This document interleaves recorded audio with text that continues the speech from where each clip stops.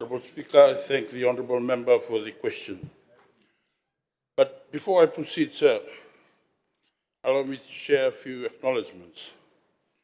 First, I wish to pay my tribute and respect in the passing of Mr. Jese Saukuru, a corporate executive, founder, and former Chief Executive Officer of Zimbabwe Provincial Holdings, a position he held for 26 years before stepping down early this year.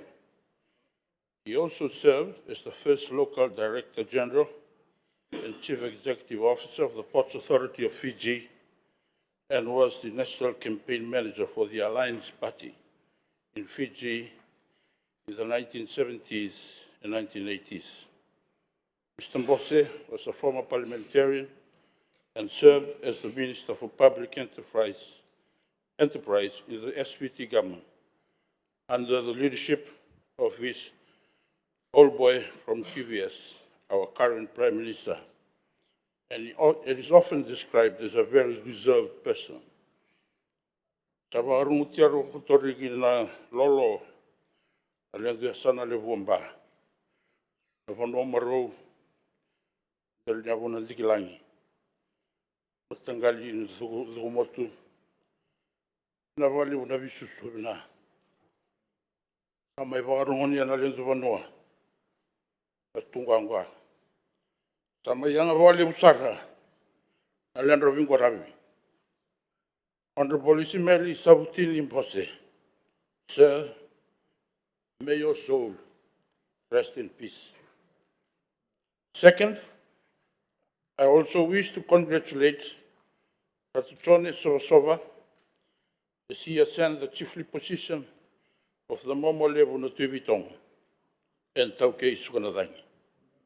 Ratutone Sovasova is the eldest son of the late Ratutove Satana Dauruatana Sovasova and Andinai Sovasova, and will be traditionally installed on Friday, the 28th November. He succeeded the late Ratu Williame Ratundale Sovasova, who passed away in 2023. Burukalunga takotorigi na momo levu na tuvitongo. Buruzola mbalavu, buruzola ngwangwa. Honorable Speaker, we should all thank the Fiji Rugby Union and congratulate our courageous Fiji water flying Fijians for continuing to punch above our weight in the sport of rugby. Fiji has been officially invited to compete in the inaugural Nations Championship, launching in July 2026. This groundbreaking global tournament is set to redefine international rugby and elevate Fiji onto the world's premier competitive stage every 2 years. This milestone represents one of the most significant achievements in the Fiji rugby history, firmly establishing the nation among the world's elite rugby powers. Fiji joins Japan as an invitational Southern Hemisphere nation, competing a formidable lineup alongside New Zealand, Australia, South Africa, Argentina, and the Six Nations giants of England, France, Ireland, Italy, Scotland, and Wales of the Northern Hemisphere. Nawalevu nangito na thorbo. Nawalevu na warungi viti tiko kina vesai purpura. Back to the question, sir. At present, there are no plans for Fiji to host a leg of the HSBC World Rugby Sevens next year. Honourable Speaker, hosting a leg of the HSB Sevens series requires meeting several stringent criteria set by the World Rugby, with infrastructure being one of the most critical determining factors. While there is strong support for Fiji's potential to one day host a tournament, the Fiji Rugby Union is fully aware that our national sporting infrastructure must first be significantly upgraded.